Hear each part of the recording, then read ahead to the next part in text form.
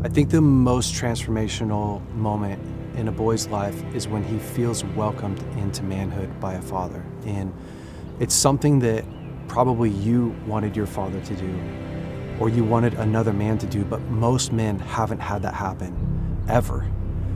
And it's really been a missing piece of our society, something that our society was really built and born on. But because of that, we have a whole bunch of men who are growing old, but they're not growing up, right? They don't feel capable, they don't feel confident, they've never been welcomed. And it becomes this incredible, painful, giant missing hole in our lives as a man. The beautiful thing is that we get to give that opportunity to the men around us, to the young men around us. Last year, we built a rite of passage into our BraveCo conference because we believe so much in welcoming young men up to being grown men.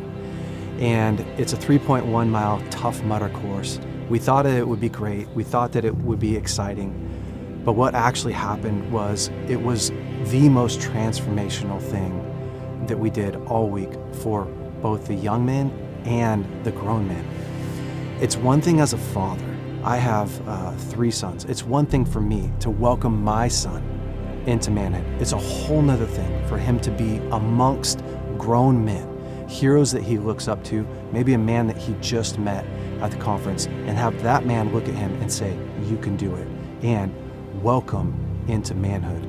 This year, we really want to continue to build upon that. And when I was thinking about BraveCo 2025, honestly, I felt the Lord say, Jay, 300 young men. 300, that's what you're supposed to go after. I really feel, men, that we're supposed to gather the young men. Go gather a boy who doesn't have a father present in his home. Go gather your son and his friends and bring him so that we can actually reverse the curse that's been on our lives. Men who haven't been initiated, all this pain, we get to welcome these young men in and prepare them for this season ahead. So men, I'd love for you to pray about it, but mostly, honestly, I'd love for you to take action, to step up, to look at who are the men, the young men that I can bring, that I can impact, that I can make a difference. So look back in history and go, it was June 11th, 2025, when everything changed in my life. Guys, would you please join us for the BraveCo conference?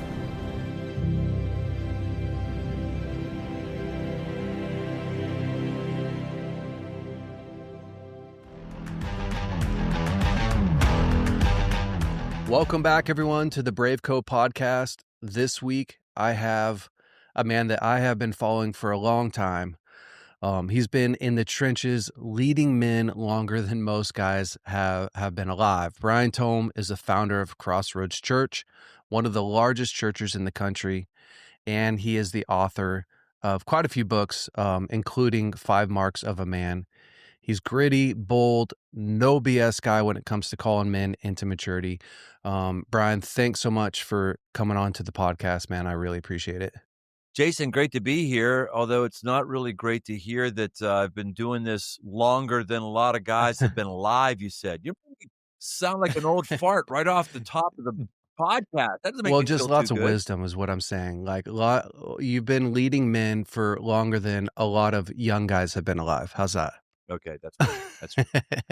You Yeah, I tell you what, Father Time just keeps marching on, right? I got come my 60th birthday here coming up, so it's going to be a change gamer. But dude, look at you, man. I mean, you look awesome for 60. For 60, I don't want no one's here. Oh, you look awesome for almost going in an No, old I didn't folks say home. that. I mean, you'd look awesome for 50. You wouldn't look awesome Oh. for 30. Now that really hurts my heart right there. I wouldn't look awesome for 30. Why don't I just, look like the way a man should look? Why you gotta be age shaming? Why you got to be so sensitive, man? Right. Nah, it's Very cool to have true. you on here, man. I appreciate it. Thank you. That was a good view with you. I'm curious, you really have. You've been in this space for a long time, leading men, leading churches. You've been a pastor for a long time.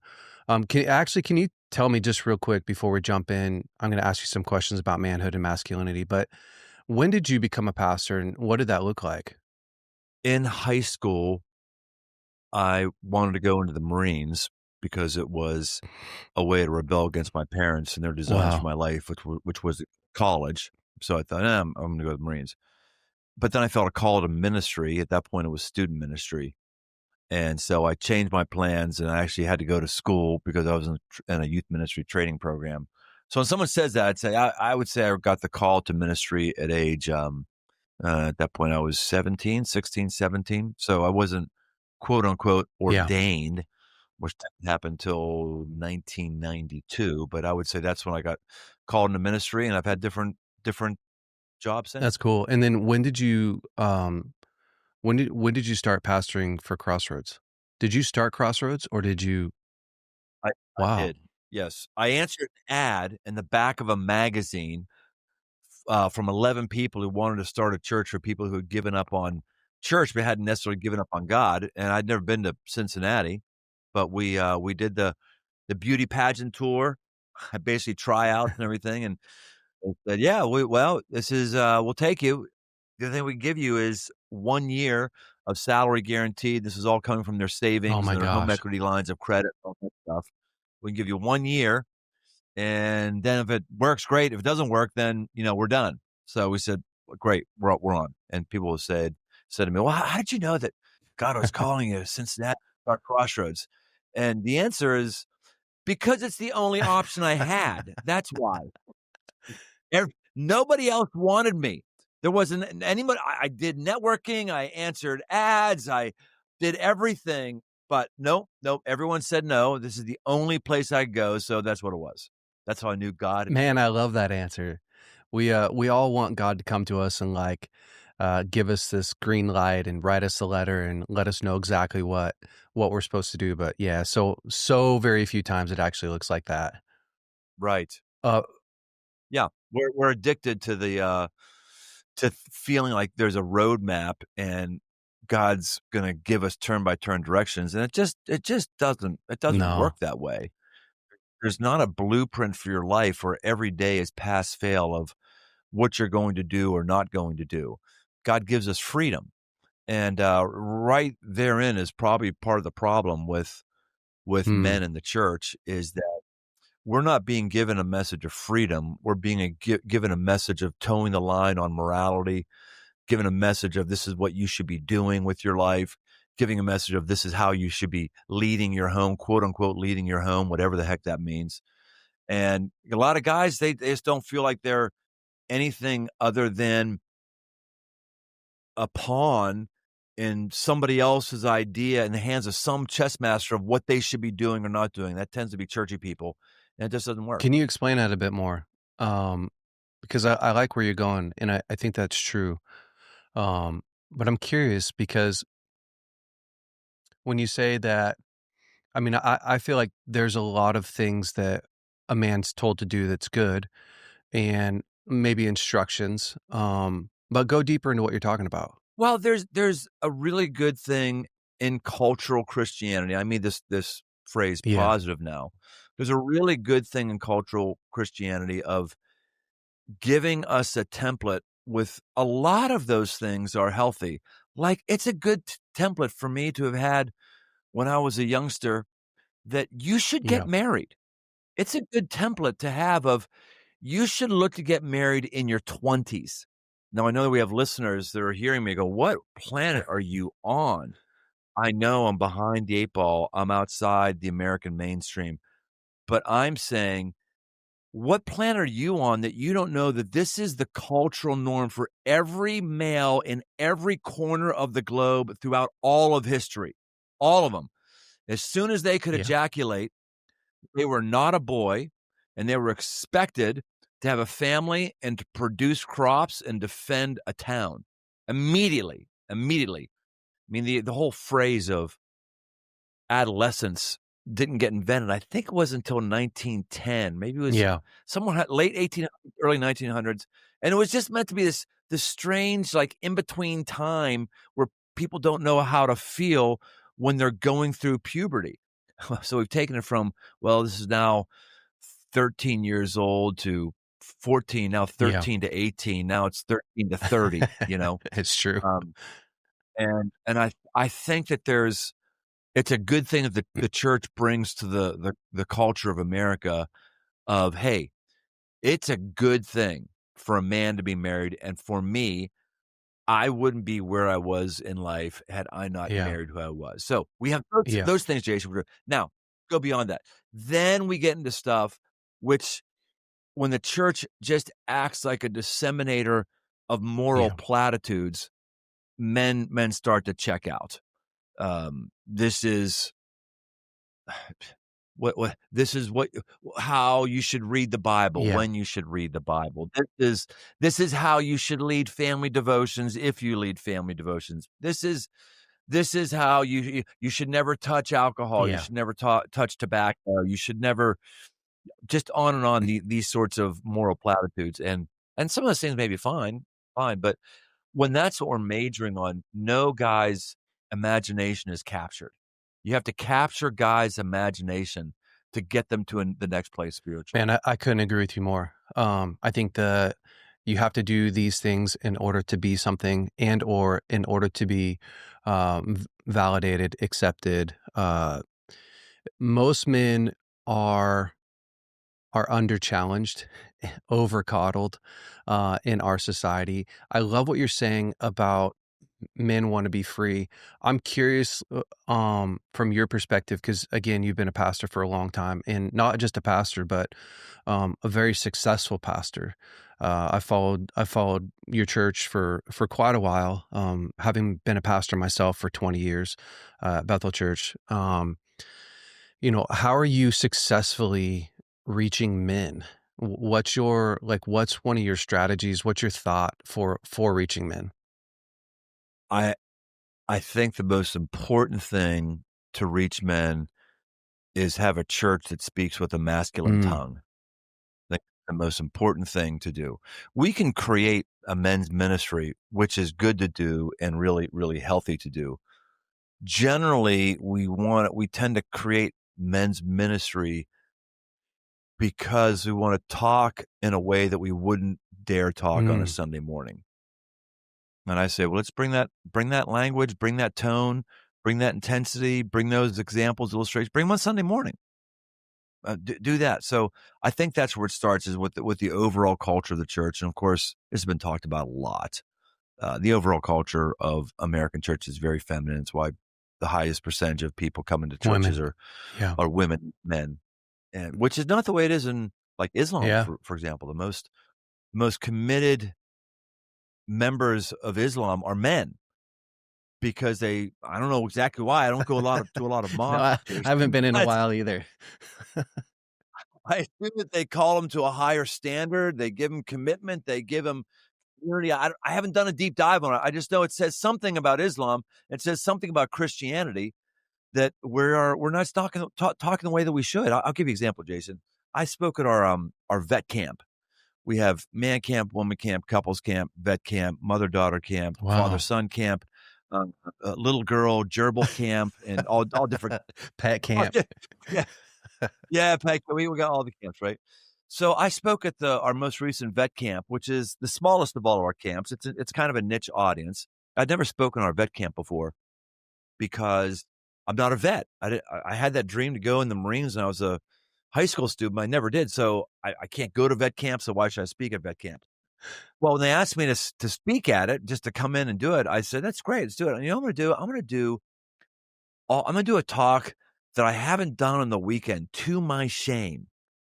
And the talk was uh, on the militaristic metaphors that are Mm, in the Bible for what a follower of Christ is supposed to be like. So I created that talk, and it was very energetic to give that talk, and it was also very convicting because I thought, "Why have I not done this talk on a Sunday morning?" I mean, you start talking about being a good soldier for Christ. Paul tells Timothy, you're a civilian, you're a farmer, you're an athlete, you're a soldier, and different marks. We're a soldier. We got in Ephesians yeah. 6, we have the armor of God that's happening with us. Of course, we got all through the Old Testament. We've got David, who's Yeah. obviously a warrior, and the person in the Old Testament who is a warrior. We talk about giving the devil a foothold. Giving the devil a foothold is a militaristic term. It's Right. basically a Yeah. beachhead. when you're setting up a military campaign, don't allow a little section to get to the evil one, because just like we did with Omaha Beach and Normandy, we got set up, and that was D-Day. That was basically it. From there on, we just spread over Europe in World War II, and we took it down. You just start going through these things. I thought, this is really, men are generally drawn to military metaphors more than women. And I was really bummed, like, why have I not talked this on the weekend? I had a great time giving a vet camp I had on the weekend. So even I fall prey to this. Yeah, it makes a lot of sense. I mean, the in culture today, it's hard to even realize how far we've come from where we were, 30, 40 years ago, even in church, in the language. And do you have any sense of what created the shift from where we were, 30, 40 years ago, culturally with men to today? I don't I don't know that we were any better off 30, 40 years ago, Jason. I just think 30, 40 years ago, there was more of a cultural expectation that you would be a Yeah, part of a church, that's just what you did.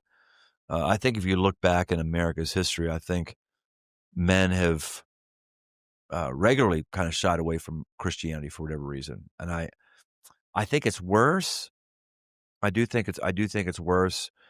One study done, this was probably 20 years ago, 30 years ago, at least I read about the study, was that men who are pastors at that point tested lower in testosterone than other men of their same age in other occupations. wow. Yeah, yeah. So, is it that we have lower testosterone males who were just drawn to It's probably because we're sitting all the time as pastors, you know? Like, Yeah, you were sitting yeah, all the time? Is also because our view of the pastorate of just coming in and having a job where you sit, having a job where you talk about your feelings, having a job where, you pray all the time, uh, that attracts a kind of guy that isn't representative of the normal guy. Extreme is the Catholic Church. I mean, how many normal men, relate to a Catholic yeah, priest? Awesome group, good yeah, good guys, but, like, you wouldn't look at a Catholic priest and say, "Oh, yeah, yeah, yeah, the average guy relates to him." Like, no, no, nobody does. No average guy does, so Protestant pastors, probably just a half step up from a Catholic priest. yeah, that's an interesting thought. I don't think about that a lot. Like, the average guy really doesn't relate to the pastor that much, No. and is therefore He he church is very unappealing for the average guy. He's very unchallenged. well, and since he can't relate to us, he has to take our instruction with a Yeah, grain of salt. Like, "Well, you don't know me. You don't know my world. You don't understand what's going on with me. Um, you're just up in your ivory tower yeah, doing your whatever." So I actually intentionally opened myself up to criticism as an example on the weekend by doing things that I know will ruffle feathers. I'm not really trying to ruffle feathers or say things to ruffle feathers, but I'm sending a shot across the bow of the average man of, "I yeah, understand you. I could talk with you. We could have a yeah. beer together." I'm giving that to them. We did a Die Hard, Christmas movie, because it is, we cover this. Die Hard is a Christmas movie. Everyone should know that, It's one of the and I originals came for out sure. 100% it is, and if you're not sure why it is, go look at my talk because 'cause you'll go, "Man, I had no idea the gospel was all through that thing." Yes, it was. But the way I came onto stage is I came on, as Bruce Willis, wearing a white wife beater, and they took makeup and made me into having a black eye, so I was beaten up because we had that Yeah. one time when Bruce Willis was crawling through the HVAC vent, so they had a mock HVAC vent that I kicked in on stage, came in, and I proceeded to light a cigarette and have about 3 puffs out of a cigarette Oh my on gosh. stage, and, yes, and I inhaled, by the way. And I knew it would bum some people out. I was actually surprised I didn't get any, any of the pushback that I thought, but I knew that for guys, even guys who hate cigarettes, don't like cigarettes, that's not their thing, which is the Yeah. majority of guys, thankfully.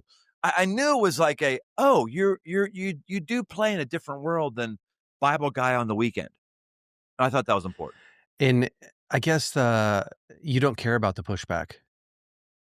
You don't care about you Well, don't I care about the pushback from the the newcomer in your church. I mean, surely you have a lot of new people in your church that come and they see Brian Tome all painted up, takes 3 puffs of a cigarette. You're like, "Man, I'm good with that." well, it's a matter of what kind of Yeah. newcomer. We're not here for a newcomer who left the Baptist church because they had a pastor split. Yeah. We're not here for, the person who just wants the latest place to put their worship on and wants to raise their hands in the very first Yeah. song, the first day. No, we're not we'd love for any of those folks to come to our church, great, but we're not structuring our church for those folks. We're structuring our church for the mission field of the 70-80% of Americans that aren't a part of church, and that's a Wow. different deal. You just talk about churches they're planting. You talk about people who are planting churches and what their vision is. We're gonna reach the lost, we're gonna reach the unchurched. And then I see the first weekend when they open up and everyone in the crowd has their hands up. And I'm going, okay, no, you're not reaching the unchurched. No unbeliever, the first song that they're in church raises their hand in worship. No, sorry, no. I like it. It's great. I'm not saying we shouldn't do that. I love when people raise their hand at Crossroads, but I'm going, I think many of us in ministry have so disconnected from Mm. normal people that we don't even know how normal people think. And so therefore we can't even talk to them. And therefore our expectation of what a church is about, what it looks like, is totally out of bounds for what would happen if a real normal unbeliever actually showed up, let alone not even talking about a Christian man who doesn't want the normal Yeah. bullshit for him to show up. Because most of those guys, they don't want to show up either. Their wives are out of town. They Yeah. ain't coming. As bad as the narratives are, as bad as the percentages are with a number of men, number of women, if their wives don't Yeah. show up that day, whew, Yeah. it's They're even not coming. worse. So all I'm trying to say here, Jason, my opening salvo is I'm trying to sound the alarm, ring the bell that things are not well in the American church as it relates to reaching men. And the convictions that people have only mean something if you can look at their life and look at their ministry and they're reaching unreached men in the masses. If they're developing men who weren't being developed before in the masses. And there's just not a lot of folks who are in for that game. We're in for the let's just have some more men hang out. That's a Man, different I game I'm really talking like about. it. I do. And I've been in church my whole life, probably, I don't know, a lot like a lot of people, sitting in the front row, born and raised in church. We didn't have to go to Yeah. church. We got to go to church in my family. And which honestly, I consider a massive privilege, that my dad didn't cater to Yeah. my complaining. We served at the church, all that stuff. And part of why I do what I do with BraveCo is because I believe a lot the same. I think men are severely undernourished, underinspired, don't have anything to aim at, even after going to a Sunday message. And one of the things that we hit on so much is weaponizing your story. Right, the whole entire world wants you to hide your story, shame you for your story. Well, especially the Christian world, shame you for your story.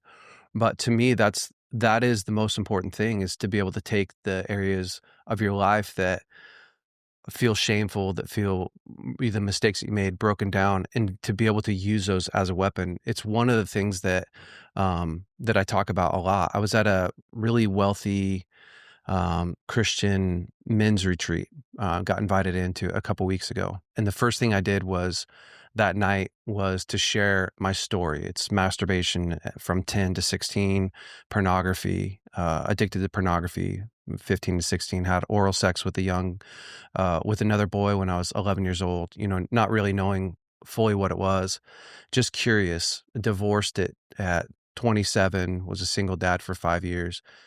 I shared all that to talk to these guys about how other men in my life have loved me in my story, had pulled me through the hard times. That's actually how I got through all that junk, is I had a dad who showed up for me and loved me, and other men in my life. But it was interesting when I was done sharing, most of those guys said, "I've never heard anybody share like that." And I'm thinking, you guys have been, you've been in men's ministry for, I mean, they're all older than me. And what are we doing? What is wrong Right, with us? That, right. You've never met anybody who had a hard time with yeah, porn?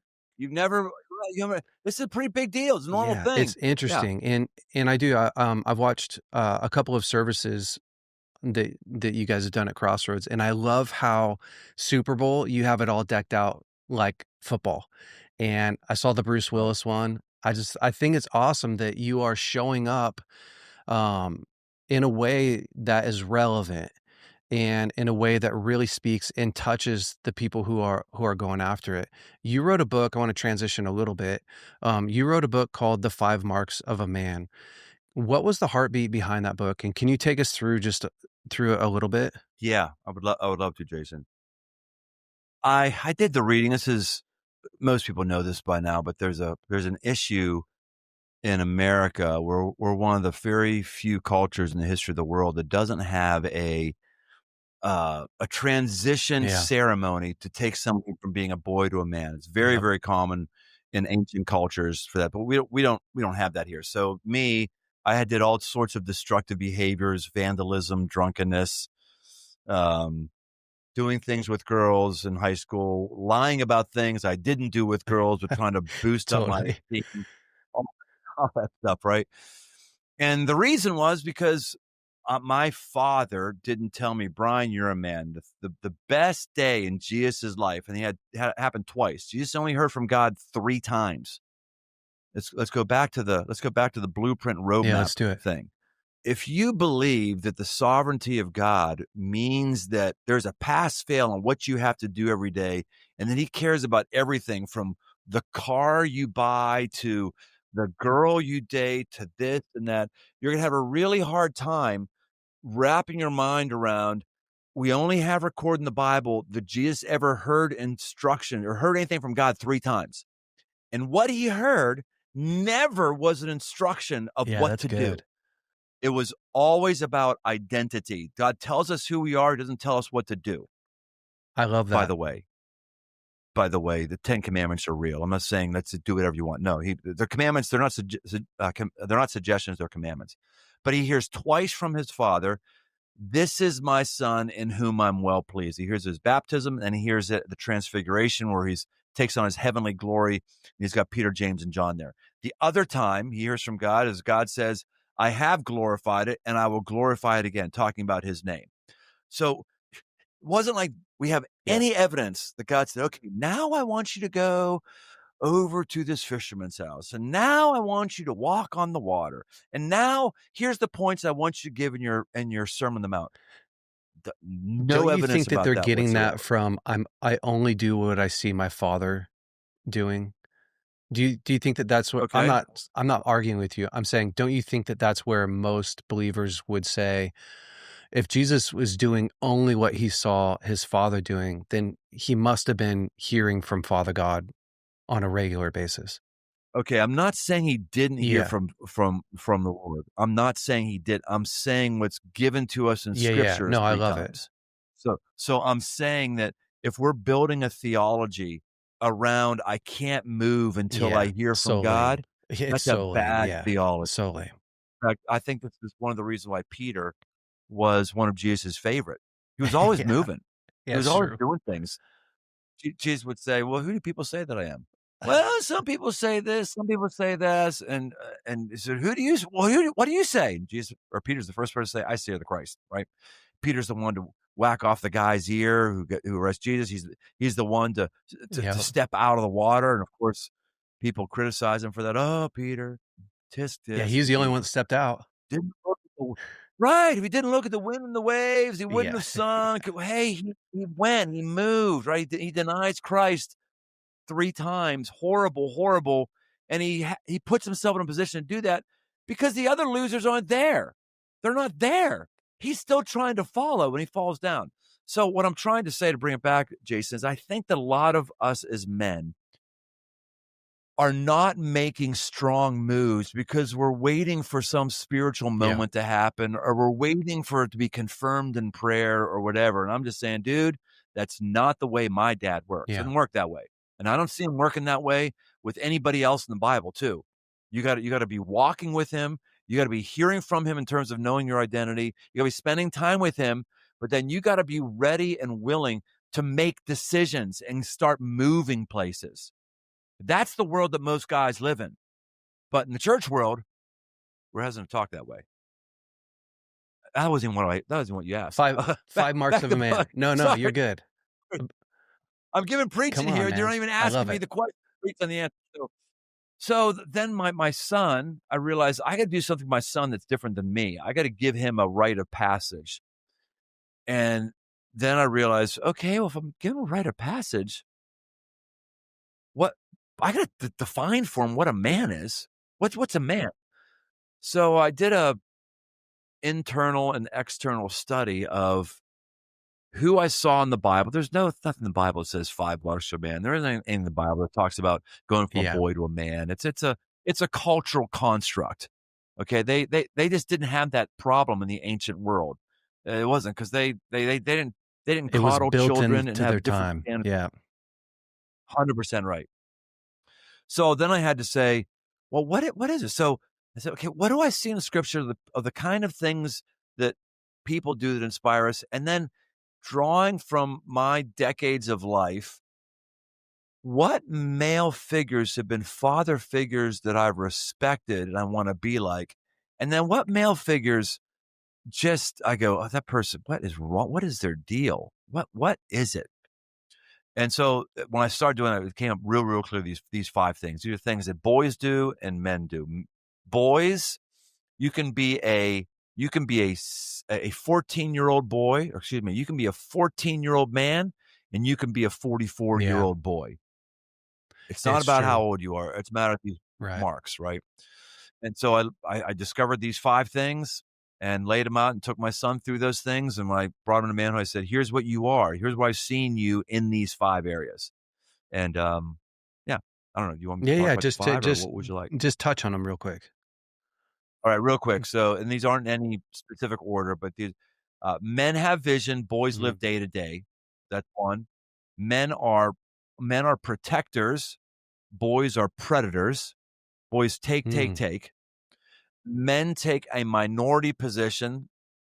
They are never going to be in the majority, and boys always have to be in the Wow. majority. They're always looking for the crowd. Men are team players. Boys want to be MVP and like all-time quarterback is what they want. And now I've That's all forgotten right. one. Well, let me grab it really quick. Yeah. You got it there. You have my book right there because I can't remember my book. Wait, hold on. Vision, team. Work. Yeah. A man works and a boy plays. Men enjoy work. Adam worked in the Yeah. garden before sin came in the garden. Boys are looking to retire early and only golf. Man, those are awesome. I love all of them. The a man is I don't know how you phrased it. A man is in the minority, a boy in the majority is Yeah. awesome. And I think there's probably some guys listening to this that go, "What do you mean boys are predators? What's that look like?" A boy's always looking after his own interest, trying to get what he can, trying to take advantage of the situation. Is that your thought on that?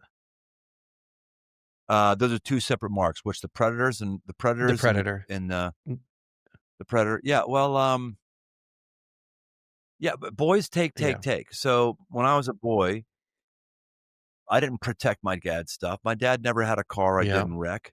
He never had a rule I didn't break.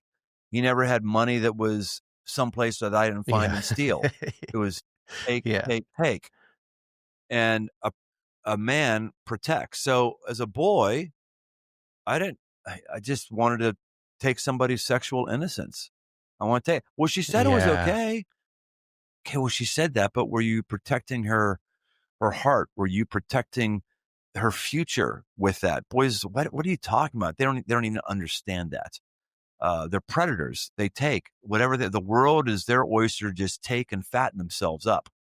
And a man views that he's there on point to protect people, protect people's interests, protect them physically, protect them emotionally, protect them spiritually, protect them intellectually. I've got a friend of mine who's a quadriplegic, and he asked me, "How do I protect?" I said, "Well, you got a lot Yeah, of wisdom. You can protect people by giving them absolutely. wisdom that keeps them from a lot of heartache." Um, and the minority position one is when I used to do student ministry. When you ask a kid if they want to go to camp, what's the first thing they say? Have you ever been in student ministry? No. You ever done that, Jason?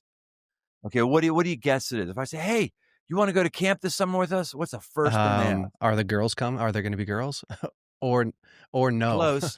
Who's Who's coming? coming? Yeah. Who's Yeah. coming? They Yeah. want to know, like, are the cool kids going? Am I going to feel left out if I'm not Yep. there? Who's coming? Shoot, the people. If you want to win an election in America, you probably don't want me to vote for you because it means you're going to lose. Because I am in the minority as it relates to sexual Yeah. conduct. I'm in the minority as it relates to how you should manage your Mhm. money. I'm in the minority as far as what it means for marriage, that you actually should get married early Yep. if you find somebody who works, and you should actually get married and then have a kid. That's not Yeah. the way it It's works now. true. You have a kid, then maybe have a marriage later on. That's actually majority thought. We got a bunch of campuses, and we built into them big, chapels for sacred occasions, except the sacred occasion of marriage just doesn't happen Yeah. anymore. People they just don't get married anymore. If they get married, they go on a destination wedding that's fine, but I'm just saying at every point I could say there's things that I believe that I will get 0 affirmation from Yeah. the masses, 0. And that's okay with me because I'm a man, because all the boys are like pigeons that are just down squabbling for little seeds and trash on the ground. Men are like falcons in Cincinnati. We've got peregrine falcons, and there's a family of them. And as a result, we don't have any problem with pigeons because they just freaking waste pigeons. Wow. There's very few pigeons, very, very few, or excuse me, very few falcons, very, very few. They've set themselves up on a. Last I saw them, I was at a dinner at the Metropolitan Club. It's a, I don't know, 20-story thing, and I saw out the window. I saw it. There was the nest. It's like, oh, that's why there's not a pigeon problem in Cincinnati. They just waste them, you know? But they're always in the minority. Birds of prey are Yeah. always in the minority, but they always win. And that's what's like for a man. As a man, if you have those marks and you're walking close with God, you will always be in the minority. And when it comes crunch time, you will always win versus the boys that haven't gotten used to difficulty and haven't been able to lean into a power that's beyond Yeah, themselves. it's real. I always say that the man that we all envy is the guy that is willing to delay gratification the longest. I mean, that's what we're I always like trying that. to do, right? I don't feel like going to Yeah. work out. I'm going to go work out. I feel like spending money. I'm not going to spend money. I feel like checking out at home. I'm going to be present. I feel like whatever indulging. I'm not going to indulge. I mean, that ultimately that's the road that leads to the big payoff, the big benefit, the guy that has honor and virtue and values. I'm really curious. Uh, how did you build this mindset? Because at least from what you explained, like this wasn't poured into you from your father. This isn't something that, I mean, I grew up, I had a dad at 15 years old that told me, make all of your mistakes at home because I want to help you. You have mom and I here. Like I had a dad that could handle my worst day. I had a dad that when I told about oral sex with a guy friend of mine, he just said, "Hey, you're just curious, this is not what we do. You don't need to do that anymore." Like that's why I quit. I had a dad that I talked about pornography for 2 years and he finally, he listened to me every week and he finally uh helped me to talk to my sisters and my mom, and I wore a white t-shirt for a whole year because they poured into me. Like I had a family that was deeply invested in my success and my story. You didn't have that, and you're standing you lead a very large movement with a lot of pressure. You feel super comfortable to, from the stage, share your weaknesses. You feel really comfortable being misunderstood. And I'm just really curious, how did you get there? How did you get to this spot? Oh gosh. Because this isn't normal. Like, I'm done asking podcast questions. I'm just I'm asking for my own benefit. I'm really like the way that you are as a leader, as a pastor, isn't normal. That's why you have a massive church. How did you get that? Who gave you permission to I've do never that? had somebody I've never had somebody notice or even ask that. So Yeah. thank you. I want to make sure that my answer is helpful. Well, first of all, my background, I'm adopted, so I am an Wow. orphan. So if you ever heard the orphan mindset, I am an orphan. My parents, who adopted me, they're my parents, did so at birth, but I always knew I was Mm, different. I don't look like either one of them. The things I was naturally interested in were not the things that they were interested in. I I knew I was different. I was loved and I was appreciated by them, and it was a good yeah. home, all that stuff. But I just always knew I didn't fit in. So I always wanted to meet somebody who was my blood. When my daughter was born, it was the first person I ever saw who I shared Wow. DNA with. That was really freaky. And I always wanted to meet my birth parents. I won't give you the whole long story, but I I did meet both of them over the span of about a year and a half. And when I met my dad, it was um it was a crisis of faith, really, because when I talked to him on the phone, he called me and I didn't want to talk to him because I already had a less than stellar experience with my birth mother. And then he found out about me and contacted me, and I was so he called me and he said, "Hey, I'll tell you what, if I'm going to send you a DNA test, a blood test, get it done. And then if it comes back that you're my son, I'll tell you anything you know." Wow. And I said, well, who says that I even want to find out that I'm your son? And he paused about 2 or 3 seconds on the phone, and he said, "That's exactly what I would have said if I was you. You're probably my son." When he said that, I went, because I was like, "Oh my gosh, this guy talks like me." Like, normally if I say something that people go, "Oh my gosh, you're so straightforward," but I was like, "Oh my goodness," I seriously, I was about ready to wreck the Wow. car because it was on my way to vacation. Wow, he gets me, right? And I got together with them, and I had nothing in common with him. He's, you know, he's left 2 wives because they went into menopause. I got two half sisters that he said they live back east someplace. He doesn't even know where that is. And I had this crisis of faith, Jason, where I said, "My goodness, I know I'm not my parents' son DNA wise, and I know I'm not this guy's son. I don't have anything common with him. Like nothing. He's not a believer. Nothing, nothing. Like who am I?" And I sensed God speak to me as clearly as he ever has. And he said, "You're Mm, my son, and I get you. I think you're funny. I understand you." And that was sort of the crowning the crowning icing on the cake, Jason, because I had been living that way and growing that way in my spiritual growth process, to being okay with what God says about me and not anybody else, to be okay to please him and nobody else, and I want to yeah. say that's a part thing, because as an orphan, you want to Yeah. please people because you don't want to be Absolutely. rejected. And so I think as soon as I crossed over and I was willing to look like an ass, if my dad thought it was a good idea, then I'd look like an ass. I know I look like an ass, you know? You just mentioned some of them. The hate that we get for the Super Yeah. Bowl preaching, the whatever, it just goes the man camp. Like, what do you do? You kept people go out on 800 acres and you have everybody poop in the woods. And last one, we killed 180 kegs. We had 3,000 guys from 41 states and 7 countries Oh come my in. gosh. And it's right beside the out there charismatic Pentecostal prayer tent, right beside it. In the beginning of the weekend, the lines are long at the beer kegs. We've got beer trucks and they're going on, and there's not much of a line at the prayer. And by the end of the weekend, it's flip flop. There's like nobody in line to beer, and there's a line outside the prayer tent waiting for people to get in. And the reason that is to your question of what's it. I'm okay with the collision. People aren't okay with the Yeah. collision. There's a collision when Jesus comes to this world, a collision of heaven meeting earth, a collision of God and man, a collision of a divine being being in a rough middle class neighborhood.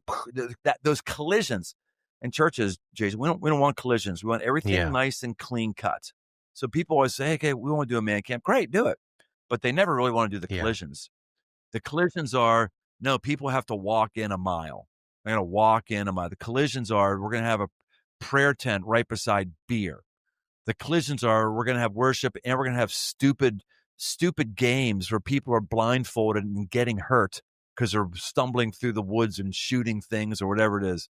The collision is going to be we're gathering around a campfire and we're confessing the problems in our life, in addition to probably telling off-color jokes, right? That's happened. Those collisions, that's when stuff takes place.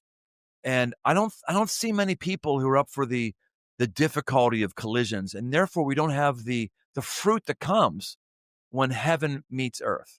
And I'm at peace with that. I'm at peace with people not understanding me and agreeing with me. I'm okay with that because I'd rather be fruitful than have people's opinions Did you verify have me. close friends? Have you had really close friends in the season of like growing the church and leading?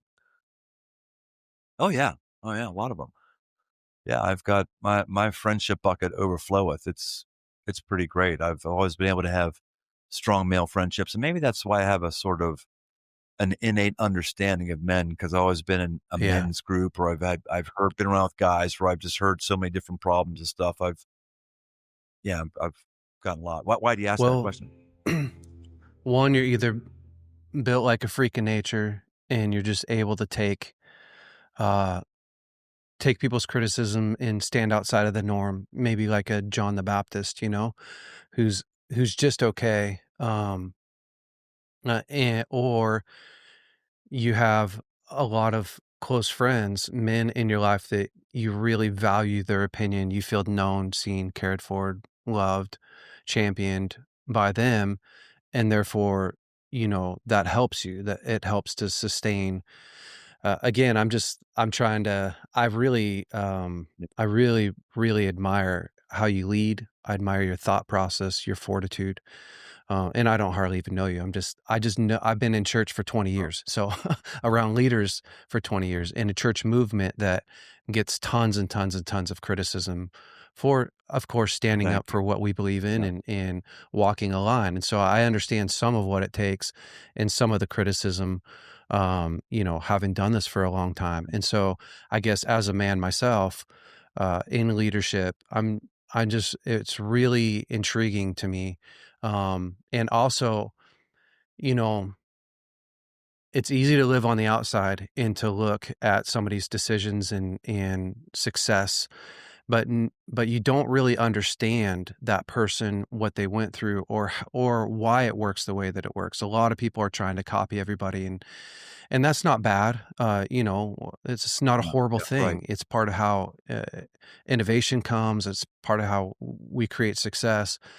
But I guess I'm just really curious. Yeah, if that's because as an orphan, I mean, I've been a counselor for 20 years. That was my main role at Bethel Church for a long, long time. And Wow. helping everything from pedophiles to, marriages be restored. I mean, everything you could think of. And so Right. just knowing like, man, if you were an orphan, you came into a home, you were adopted, just the pull, the deep longing, the pull to be accepted, to be cared for, the pain that comes from, your parents either giving you up. Again, I don't know your whole story, but it's just wild. And I don't know, I guess I'm pretty amazed to watch you um lead like you're leading now, and to continue on that path, and to with not I'm not surprised at your success. I'm surprised at your ability to endure and to find peace and joy in it. And so, man, I'd love to meet you.